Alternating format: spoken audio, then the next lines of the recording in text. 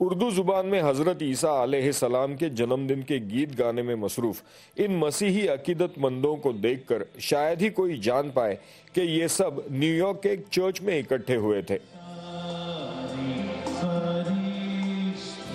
دراصل اس چرچ کے پاسٹر بھی پاکستان سے تعلق رکھتے ہیں اور 1992 سے اردو زبان میں ایسی دعائیاں تقریبات کا اہتمام کر رہے ہیں۔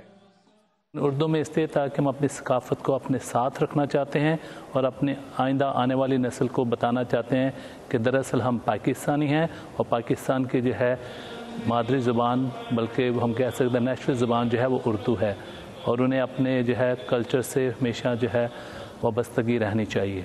زمین پر نیو یارک شہر کے 5 بڑے علاقوں یا برود سے پاکستانی امریکی مسیحی ماس میں شامل ہوتے ہیں۔ ان لوگوں کا کہنا ہے کہ کرسمس کو اپنے ثقافتی انداز سے منانے کا مزہ کچھ اور ہی ہے۔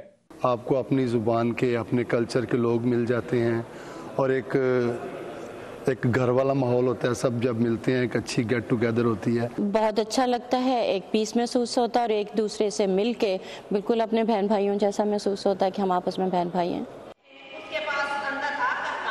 پاکستانی امریکی مسیحی کمیونٹی کے لیے اپنے وطن سے دور کرسمس کے موقع پر پاکستانی پاسٹر اور اردو زبان میں ماس کا ہونا امریکی سوسائٹی میں پائے جانے والے تنوع کی ایک خوبصورت مثال ہے۔ یہاں پہ ہم مینٹلی طور پہ اتنے ریلیکس ہیں، خداوند کا سب سے بڑی یہ بلیسنگ ہے، بہت شکر ہے کہ ہم لبرٹی کے ساتھ سیلیبریٹ کر رہے ہیں۔